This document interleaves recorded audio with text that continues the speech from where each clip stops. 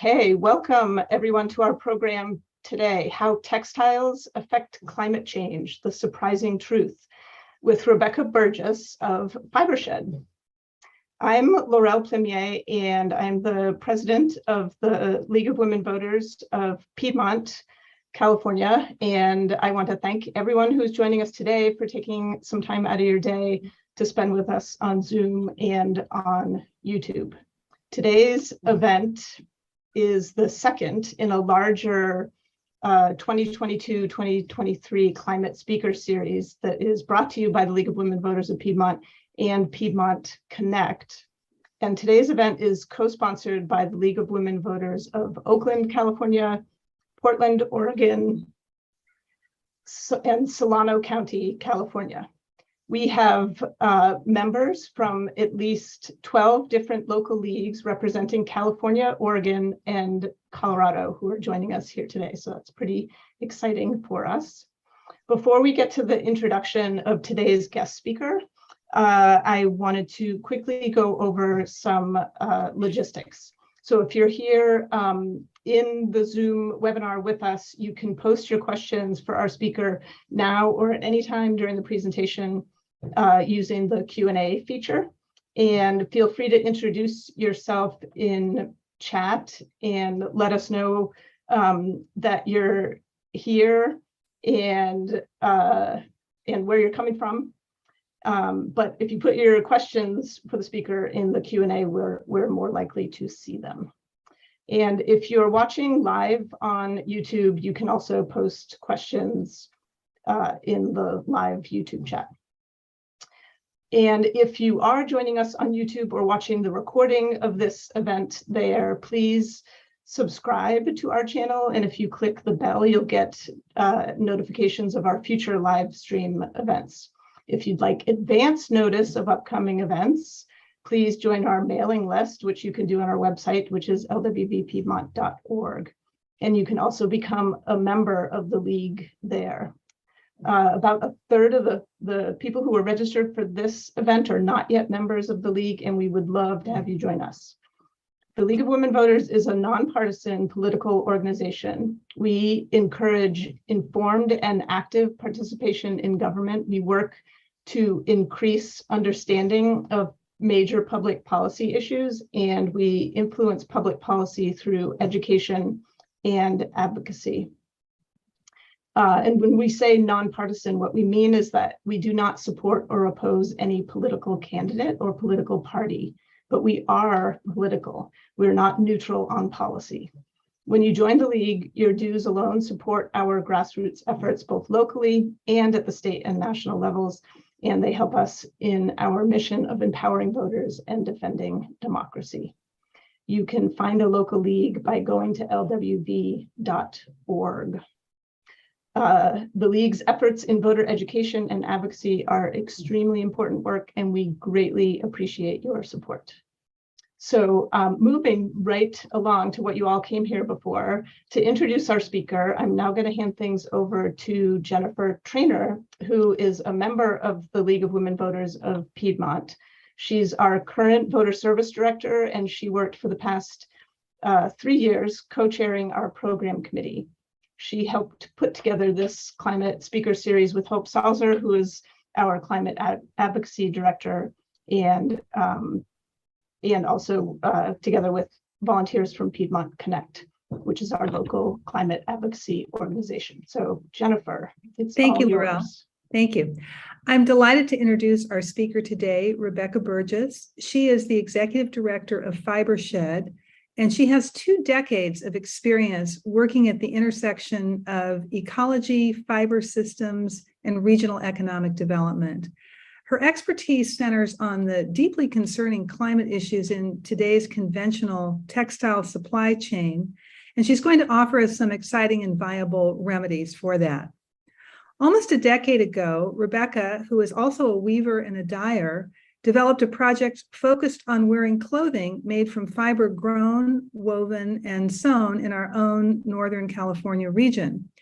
As she began to network with ranchers, farmers, and artisans, she discovered that there was ample raw material being grown locally to support a new regional textile economy.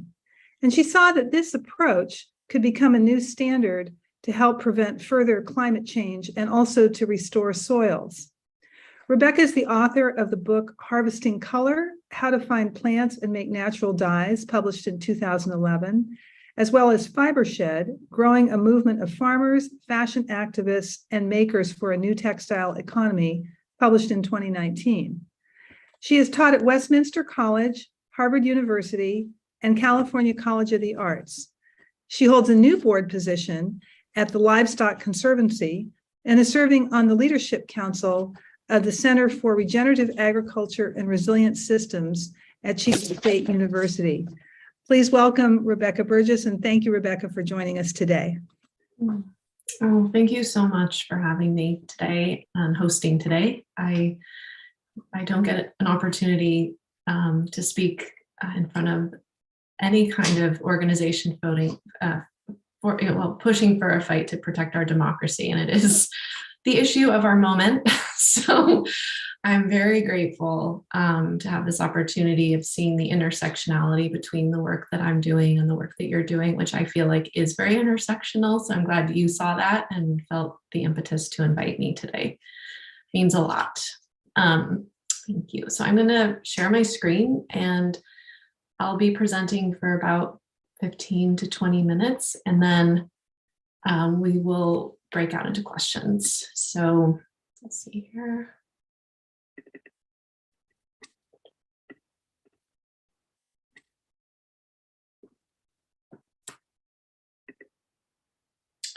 Okay. Well, as was mentioned in the introduction, I have been working at the intersection of regional fiber systems and ecological restoration, which naturally has brought our work right into the center of issues of climate change and how we could, rebuilding some form of our economic system, also become an ameliorating force to climate change. Normally, ecologies and economies don't track the same direction. Economic development can often mean that we're forcing more greenhouse gases into the atmosphere. So I've been looking for these ways where our economy can really be an economy centered in ecological principles. And that's really the meta level or philosophy of this work. And to do that, I feel like having intimacy with the landscape that feeds you and intimacy with the landscape that clothes you and that produces your material culture has a lot of value, because the landscape doesn't lie. It tells you exactly, it shows you exactly the effect of your actions. There's just a very beautiful reflection that goes on. If landscapes are tended and cared for, they show that. If they are not, they show that. And so we often, we want the certification on our clothing. It's organic, it's fair trade, it's GMO free, or made in the USA. We're looking for logos and labels to kind of verify for us or tell us that we think people and landscapes were well cared for. And really, those are third-party auditing systems, and they're the best that we can do, really, as people who consume materials where we don't actually know those landscapes personally. But I would argue, better yet, having an economy that actually works within the ecological carrying capacity of the human within the geography of where the human population lives, trying to actually keep your material culture within the carrying capacity of the region which you live and work is a really powerful North Star. Indigenous communities across the world have held that for multiple millennia. And of course, we've slid out of that ecological carrying capacity. And so many of the things I'm going to show you today are with that North Star of trying to live within the capacity that we've been given by the hydrology, the biodiversity, the amount of carbon we can actually emit, the amount of carbon we know we have to draw down, the amount of synthetic chemistry we can put into the biosphere, the amount that we need to get out of the biosphere. There's 9 actual ecological boundaries that have been identified by Johan Rockström and other scientists. And it's those ecological boundaries that, if we were to remain within them, we have a really great chance of surviving on this planet as human beings with other sentient beings. So again, the work is about that. And if you see the logo, it's a circle, it's a confinement that also provides an opportunity. Because so often we're not actually thinking about our home geographies as the source for our clothing or other material goods. Some people are, but it's not as common. And so within that, I found there's so much abundance and opportunity by confining oneself within a geography. In fact, as was mentioned in the introduction, I realized that there was over 3.7 million pounds of wool the year that I was doing the wardrobe challenge that was making its way to mulch piles, sitting in the barn rafters, going into the dumpster, maybe making its way to an international market. And about a third of that wool that I discovered that was underutilized in most cases was a fine enough grade to wear as a wool base layer next to your skin. And the other material could have been used in insulation, car parts, erosion control seed mats, all kinds of wonderful products we can make from the coarser wools, biodegradables, durable home goods. So that's just one example of when you confine to a system and you start uncovering and unpacking what's here, you realize there's so much here in the global commodity market and the way that international trade is organized. We often don't see it. And so the ways in which we organize is through the lens of the carbon cycle. So I try to think about it, can my clothing items that I wear become microbe food at the end of their life? Can they return to the soil? And right now, the answer to that for most of us is that around 60% by volume of what's in our wardrobe cannot.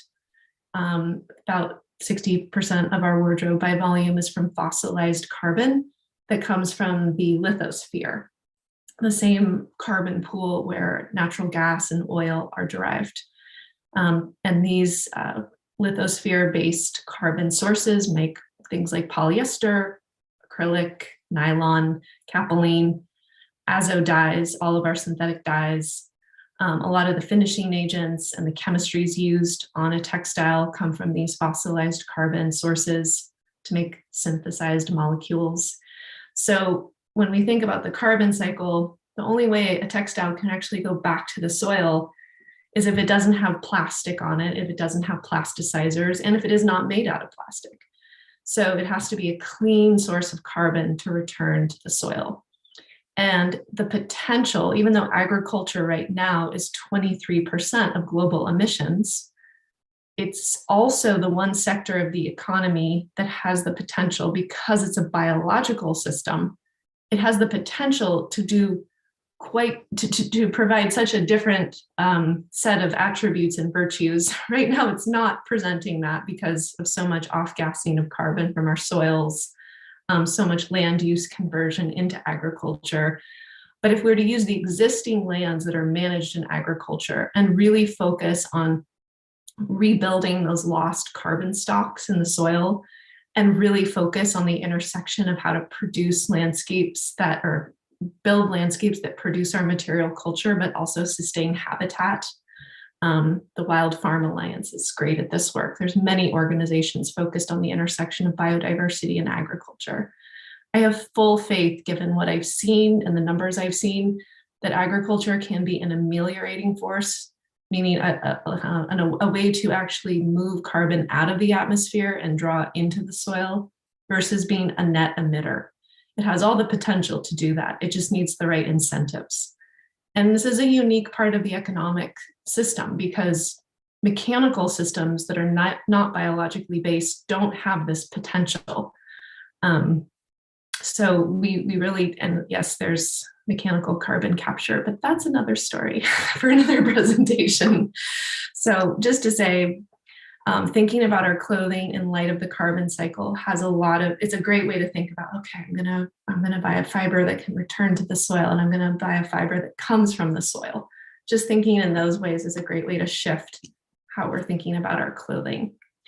And this information is probably well known to most of you, that this paper that James Hansen published, I believe in 2013, where he said, it was a critical juncture where society had gone past the point of just transforming the energy system and all the feedstocks that produce the energy for smokestacks and tailpipes, moving just on renewable energy and not having smokestacks and tailpipes.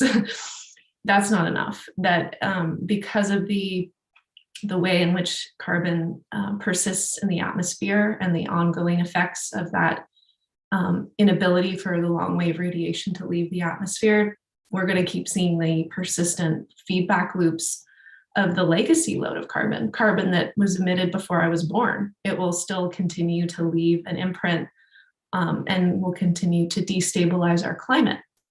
So the way in which we work to, and James Hansen, wrote about this, the way we work to resolve this is we look at every carbon sink we have: mangrove forests, rainforests, wetlands, peat bogs, agricultural lands, which are working landscapes. Those are pastures, rangelands, irrigated croplands. All of those biological sinks have to be activated, and now. So if another favorite scientist that I've worked with and I really admire is Dr. Ratan Lal.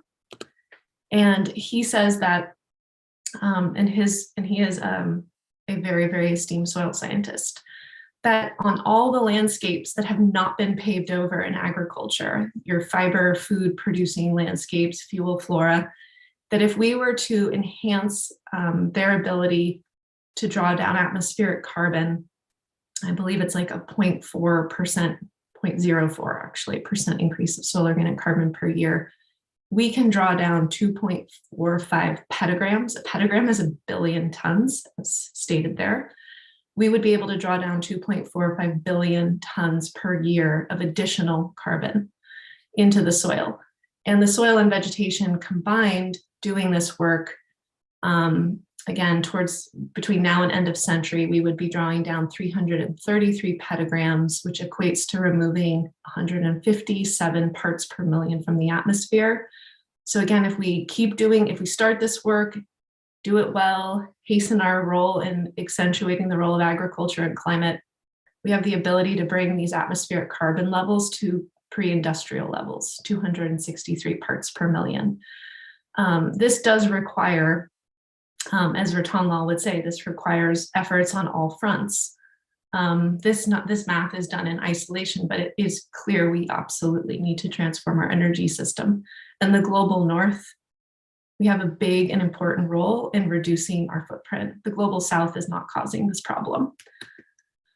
And that's a mathematical fact. Again, this is kind of a really fun and cartoon-like way to understand, all ages fun cartoon way to understand the work, soil to soil. And we think about this as in a regional context. So all the people involved in this all are part of the new economy: compost makers, people who are repairing our clothing and keeping it out of landfill, keeping it even out of the compost for as long as possible, making sure that we are reinvigorating our relationship to those that tend our landscapes. So making sure agriculture is a safe and exciting place for young people to enter and to work. So I work with young women who are now the new pastoralists. We have young shepherdesses across California working on fire fuel load reduction projects, starting their own businesses. It's a really exciting time to innovate in this space. And it is a space in which we can build, like I said, an economy based on a sane relationship with ecology. And again, just another reason we do this work, this is the San Francisco Bay. If we are wearing fossilized carbon, again, this may be very familiar to many of you, but the European Environmental Agency estimates that 500,000 tons of microplastic fiber are entering global marine environments each year through our textiles. And the water columns and sediment layers of our oceans are still being studied to understand the impacts of this. But we do have, again, plastic fiber that's not breaking down, entering the marine food web, which has been known to complicate the metabolic pathways of zooplankton, and then aggregates all the way up the food chain. So we know that our clothing is contributing in a very a kind of invisible way to marine plastic pollution. So again, the alternative is to invest in our natural and working landscapes. That's what the state of California calls them. If you're doing any state work on this, most of it is under the agency of the Department of Conservation or the California Department of Food and Agriculture, all within the California Natural Resources Agency. Right now, we have a really supportive champion in Wade Crowfoot at CNRA. So this work, what you see here, is actually on the sidelines of the production agriculture. This is people in the top left, or top left, putting in beaver analogs, which are analogous to putting beavers back into the system to support healthy hydrology. Shelter belts, long lines of pollinator plants going out in Modoc County. This is adjacent to the Great Basin, a very dry area that's restoring huge, like 7 miles of pollinator habitat. Rangeland seed plantings, putting native grasses, perennial grasses back into the grassland. Putting in native forbs, which are the wildflowers and the figworts and nettle, back into riparian herbaceous landscapes, which are areas adjacent to creeks and streams. Setting up compost facilities, putting in silvopasture, putting redwood trees back in a pasture where the sheep graze.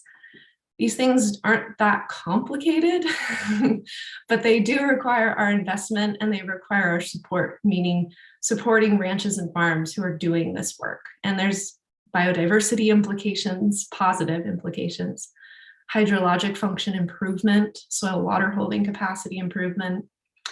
All of that ties into when we do these practices. And these are the practices in our fiber system that my organization is supporting. We have a carbon farm seed fund, and we fund all of, I think there's 32 practices here that are all known to have great drawdown of carbon benefit, but a lot of other benefit for the ecological function of the farm. And these were, if to speak politics, this was all started during FDR's administration. So to combat the Dust Bowl, the USDA began the work of the Natural Resource Conservation Service. And the Natural Resource Conservation Service knew that in the Western US, we had to decentralize the effect of the USDA and create local boards of directors that would help farms and ranches mitigate basically the Dust Bowl effect, the desertification of the Western US. So in the 1930s, the resource conservation districts were born, and they still exist on the landscape. There's one in Alameda County, there's one in Marin County, there's one in Napa County, and they are publicly and can be privately funded philanthropically as well. We work with them to implement this work. They really are the boots on the ground in California and throughout the United States to do this work. Let's see.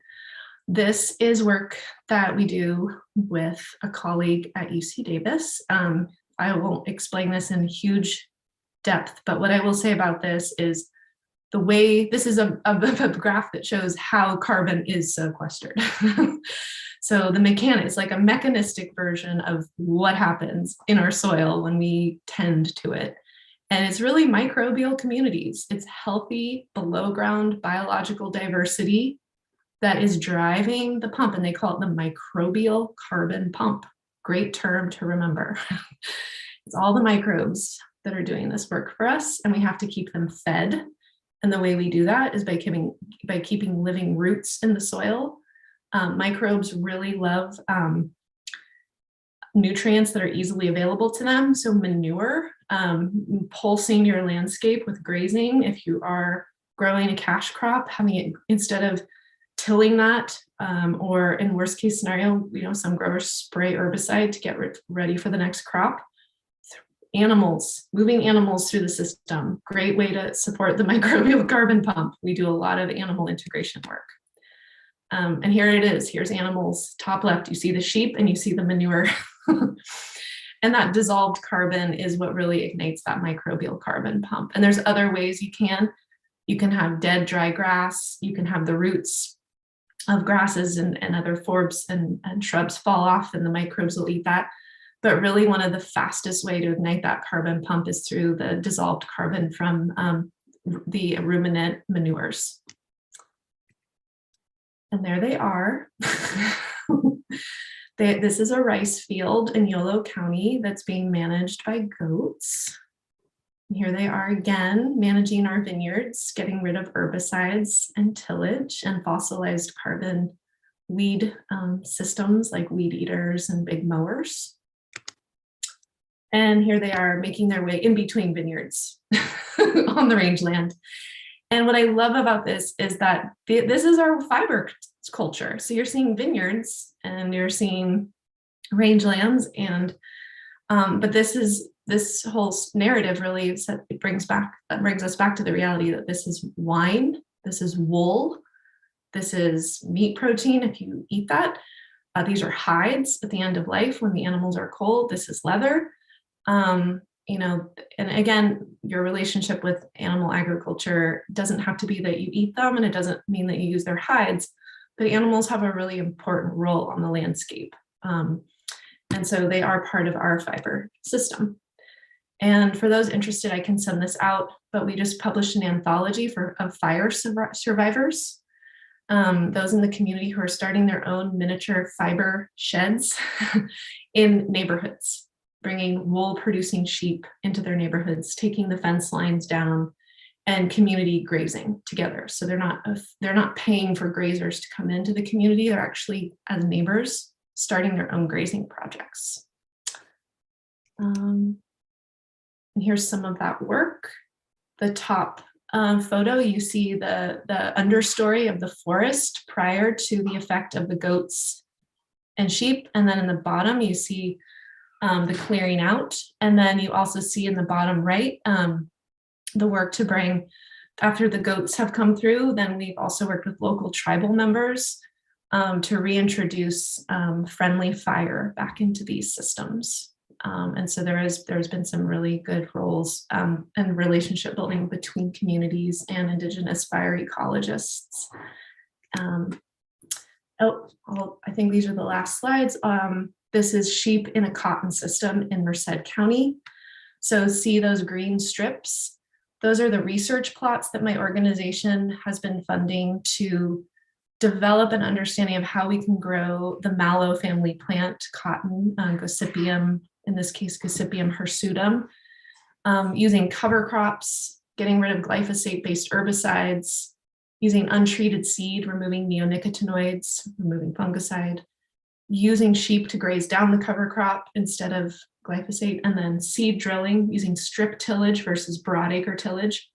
So the lines you see that are darkly colored, that's land that has been, typically that's how the whole valley would look in the winter. It's fallowed, and so it's vulnerable to wind erosion and dust bowl effects. So we're trying to keep that soil covered. And that's a 15 species cover crop that we're in the process of grazing down. And that's the shot from above. So you can see how traditionally cotton is grown in those fallowed areas, and then how we're working with it. So you can see we're bringing a lot of life to the field. This is the work to introduce actually alley cropping. I'll just go to this last slide and say that all that work that you're seeing on landscape, it's part of the work we're doing to build a climate beneficial fiber system locally. And we're also working on some of the efforts with entrepreneurs to see who can help us rebuild some of the manufacturing, which has been going on for 10 years. That's another presentation on regional economic development. But for this purposes of this conversation, I wanted to really focus on climate and fiber. And those are some of the images of the brands we work with. And I will just say thank you to all of the partners that we do this work with. And I will pause there. Thank you so much. Yeah, I feel like this, as always, with our presentations, this is the tip of the iceberg, and I'm sure there's so much you could talk about. I'm curious, we have had questions. You mentioned that there were some brands that you work with. Can you give suggestions of brands? Either, I know your work is locally, but I don't know if there's anything that might be beyond just our local area also. So Koyuchi is a bedding company that's very local. They started, I think, in Marin County in the 80s. They're Coyuchi, Koyuchi bedding company. They are working with those strips of cotton. They're starting to help us move that. They're going to be launching I guess you could say it's a vegan duvet insert. They're using the cotton as a light fill, and that'll be on the market in a month. For those who are comfortable with, the integration of animals, they do have a climate beneficial wool mattress cover. They have a climate beneficial wool duvet insert, and they have something called the Diablo blanket that they've made. And they've also made something called the Tahoe blanket, all out of wool from those ranches you saw where they're doing the beaver analogs and the 7-mile pollinator strip. Koyuchi is using their material. So that's on the household goods side. A company in Los Angeles called Mate the Label, M-A-T-E, the label, Mate the Label. They're a wonderful brand. They're going to be issuing a line probably in the next, well, at least by early fall. These lines take about 2.5 years to actually develop. A company right now that's working with the wool is that you could buy right now is called Mara Hoffman, an incredible designer out of New York. She's a wonderful woman-led business, incredible entrepreneur. And it's just her name, Mara Hoffman. We love working with her. But you'll see bigger brands as well. We did do projects with the North Face a few years back. They have a Cali wool project. And Reformation out of LA will have a beautiful top soon. We worked with Co-Collection out of LA. They might still have some pieces from a wool run they did with us. And Outer Known out of Santa Barbara. Carhartt has just picked up some of our work. So we're going to start working with Carhartt. And yeah, it's starting to happen. I had a follow-up for that question, but before we go there, I wanted to apologize. We had the chat off at the very beginning when I said introduce yourself in chat, but it is working now. If people want to introduce yourselves while we're doing the Q&A for the last 25 or so more minutes, feel free to do that. And hopefully that will be working. Now it says it's working, so it should be working. So other than, you mostly talked about wool and some cotton, are there other fibers that are good natural fibers that you would recommend that people look into also? Yes. So we've made a policy of working with the low-hanging fruit, like who's here in the community, what are they growing, how do we engage and intersect with the existing infrastructure and make improvements where possible. And that's also due to like just capacity. So when you bring in a new fiber that a lot of people would assume, and I do too, that like flax for linen production, or hemp, another bast fiber, or nettle, another bast fiber. We do work with a group in Southern Oregon, 2 women, Angela and Shannon, who have something called Fiber Revolution. We have 58 national and international affiliates. So there's fiber sheds all over the world. There's one in Scotland, there's one in Ireland, there's one in Sri Lanka, there's one in Chennai, India. They're all sister projects who are doing this work to rebuild their local soils and rebuild local manufacturing and move local material through the system. So in Oregon's the closest flax production system that we're seeing rebirth itself.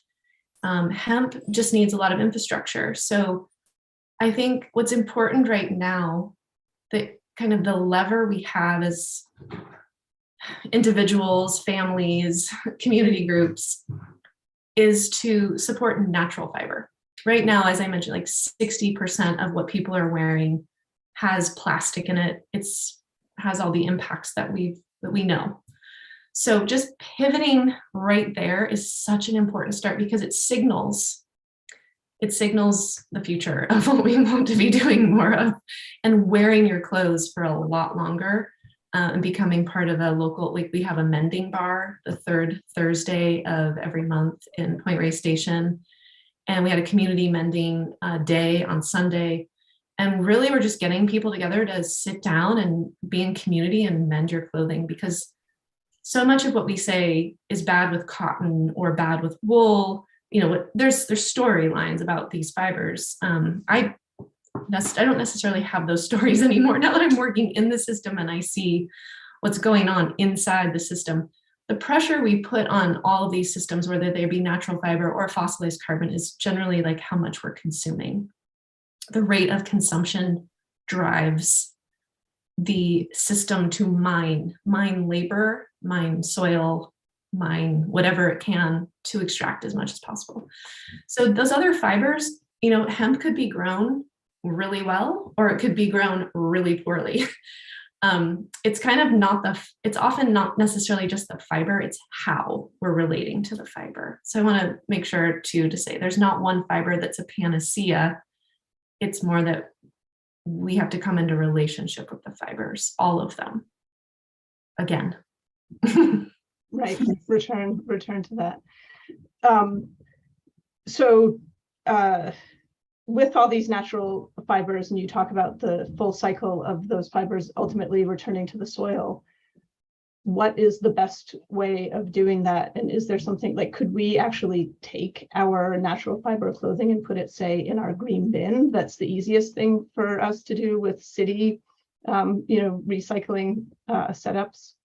We should be asking either if you have a municipal waste hauler or composter, recycle, or some people have waste management. We should be asking them to deal with it. And they know they have to deal with it. Right now, you can't. But we need to put pressure on those systems to solve for this. And one of the ways we would also like to see it solved for at the state level is through an extended producer responsibility tax on the clothing. What that would do is that it would embed some value in the price point that would allow for the garment to go through any number of processes. It could be compost. It could be reshredding and spinning and repurposing into a new garment. It could be the rag trade or insulation.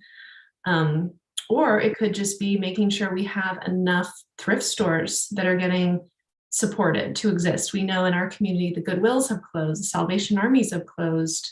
So we need to make sure as a community, we're producing, we're encouraging entrepreneurship in the secondhand market and providing incentives for those brick and mortar trading locations to exist.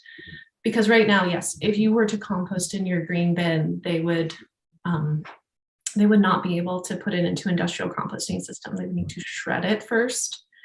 And often the thread that holds the garment together, even though it'll say it's primarily cotton, it's even in the thread will have a little bit of plastic, so the threads don't decompose well. I just got off of many calls with a researcher from UC Merced and Cotton Incorporated about creating a playbook for designers, how to design for something to be composted. Because until we start having people design for it, it's hard to do. But again, we need that extended producer responsibility tax, and that could jettison us to funding all kinds of things on the ground to make this more viable. Because right now, I don't have the number, but we do have the number, how many tons in California of textile waste is cluttering our landfill. We got a call 2 weeks ago from LA Sanitation, and they're looking for solutions. They're like, what do we do? We're getting clogged with all your textile waste. Please do something. And that's just here in California. It looks much worse overseas, where most of our clothing goes and is dumped, like in Accra, Ghana, at the Continental Market, or in the Atacama Desert in Chile. They're really swimming in our textile waste. Mm-hmm. A couple of follow-up questions on that before I move on. So when you're talking about making incentives that would be similar to like the bottle bill from the 80s or 90s, where there's an incentive for people to return their cans and bottles to get a return or something to that effect. Yeah.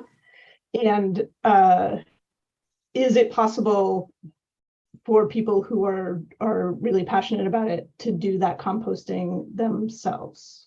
Absolutely. I didn't share this, but we absolutely have been doing this at our learning center. We've been taking out where the seams are. If we know that the thread had a polyacrylic thread, we've been cutting that out and just composting garments. And if the garment is labeled 100% cotton, it's really great if it's not dyed, because we don't know the effect of the dyes yet. We're going to be doing research on that, but you can absolutely, it's likely that the microbes are transmuting it. They transmute a lot of things. It's kind of amazing.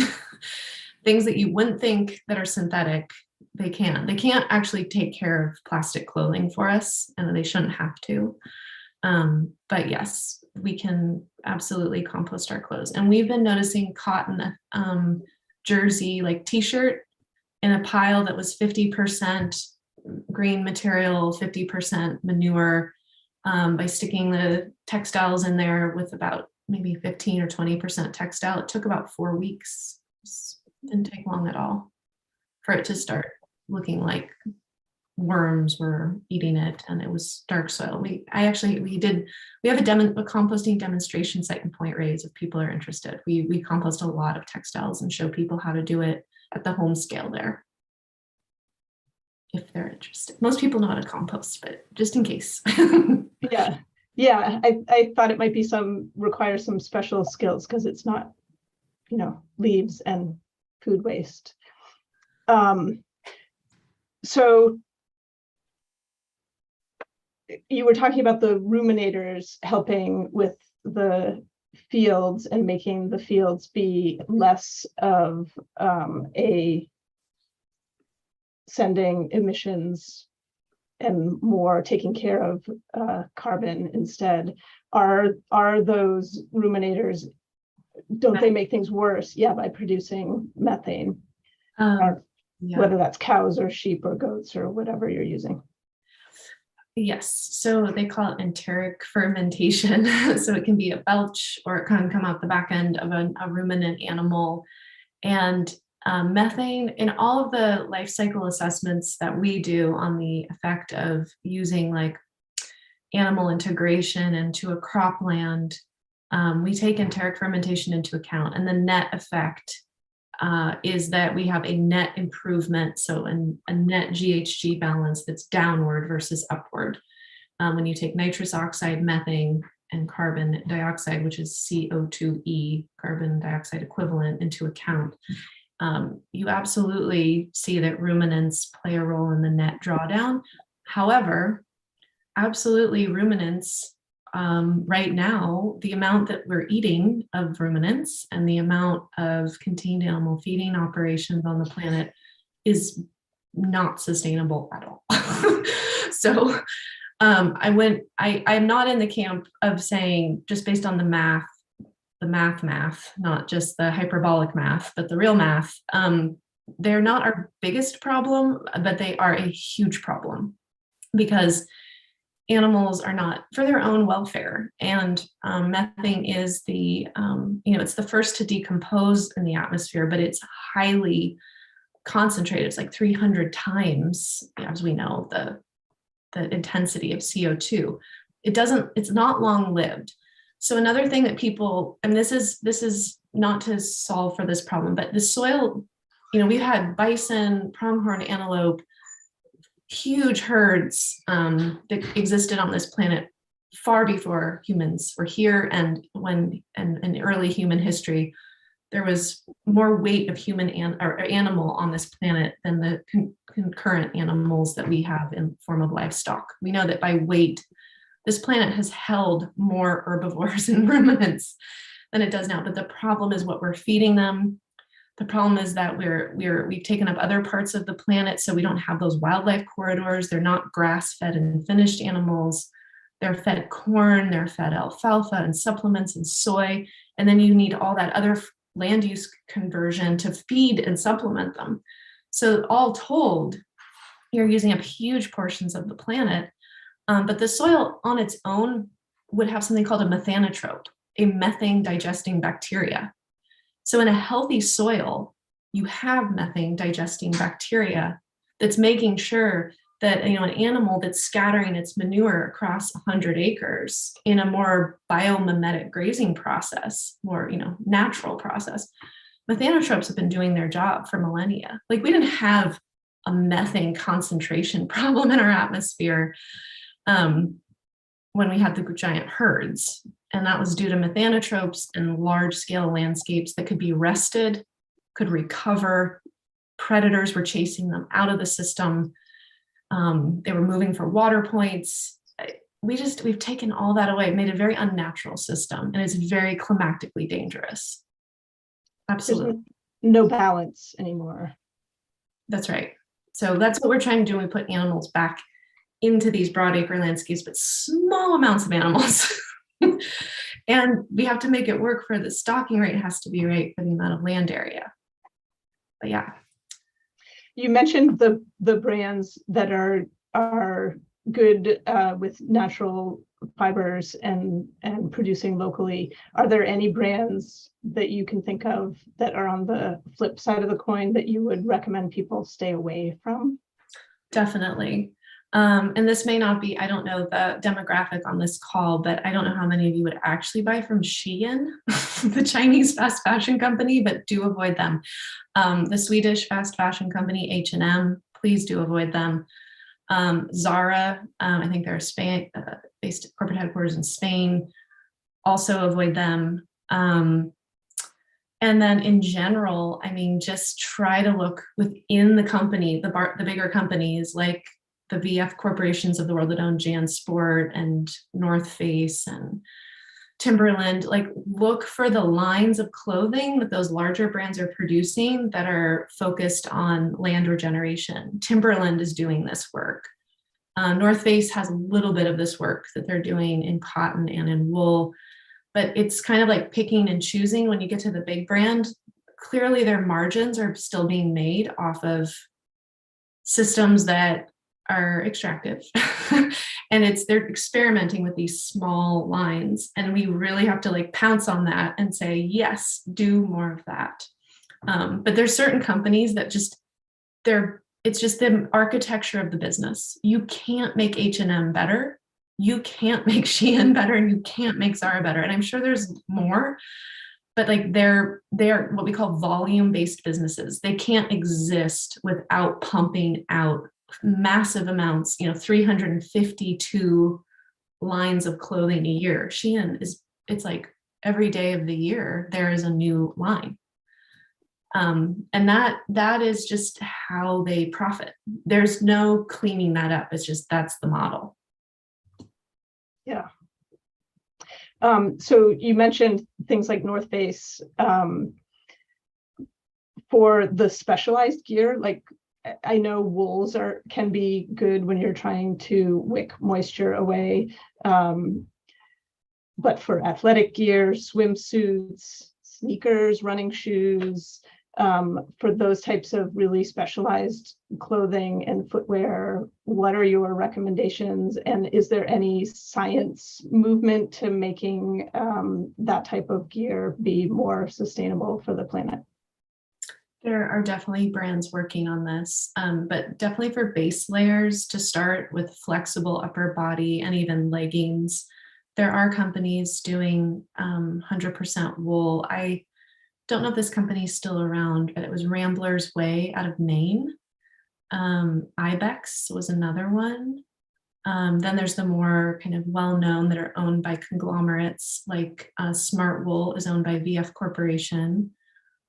Icebreaker is also owned, I believe, by VF Corporation.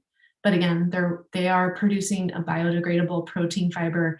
And what we like about when we do the climate math, the 75% of your footprint on average, these numbers are approximate, your footprint is in the use phase.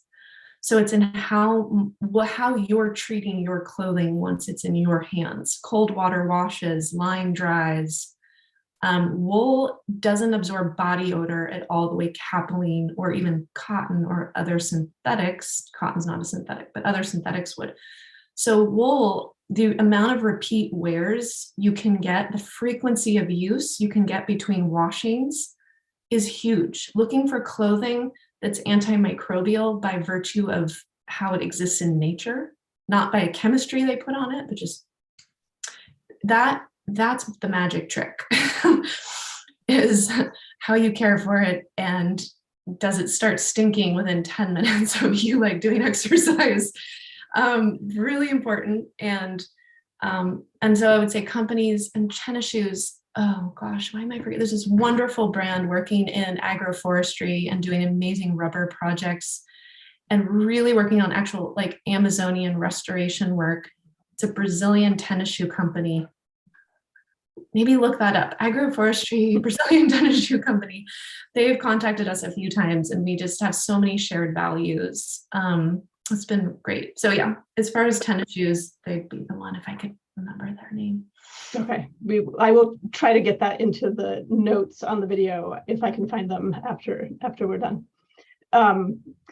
So you talked about the percentage of the carbon footprint for clothing that comes from the use phase.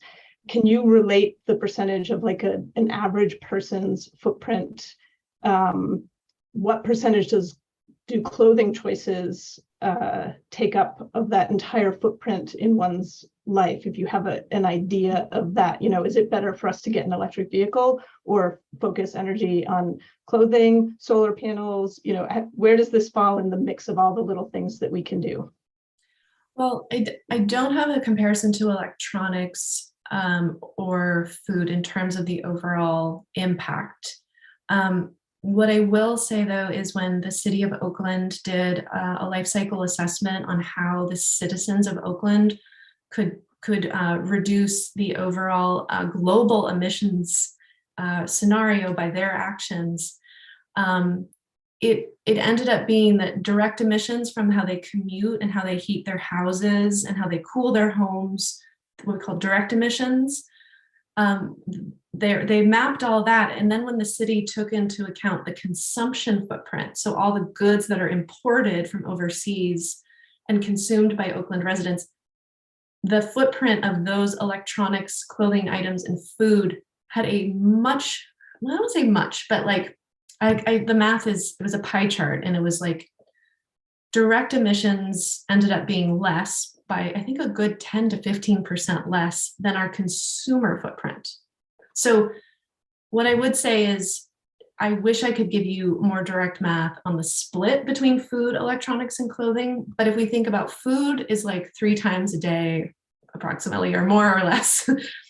Clothing is not perishable. So if there's the one thing I could leave everyone with is like, clothing's not a sandwich. Like clothing should last in your life for a really long time.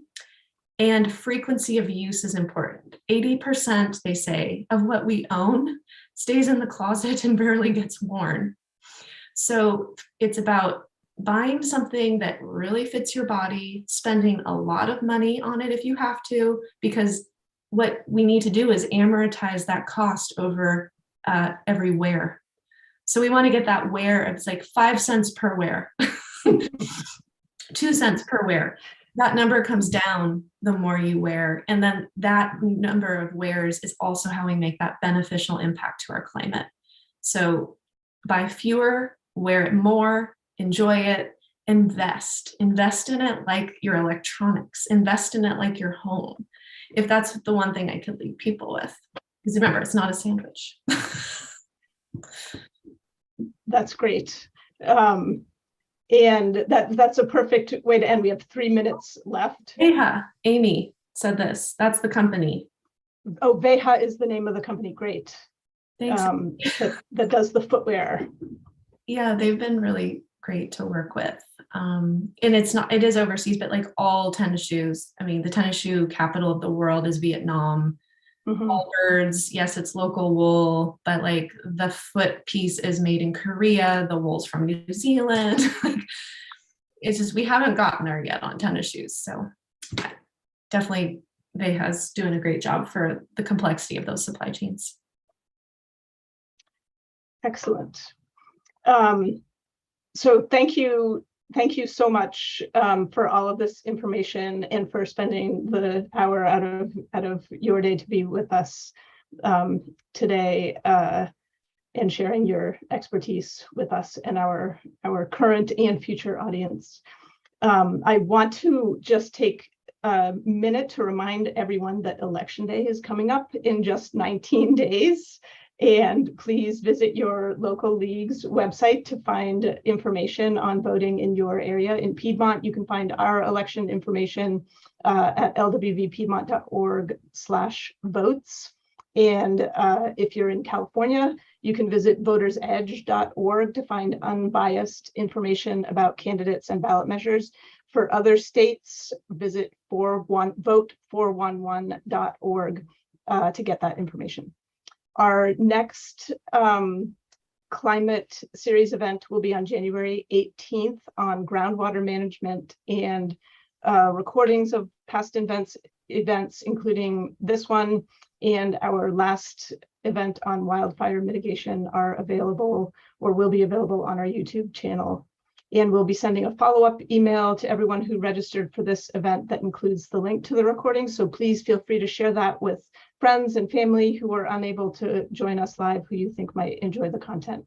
Consider subscribing to our YouTube channel for easy access to our future events. And of course, please, if you haven't already, join your local League of Women Voters. This officially ends our program, and thank you so much for joining us.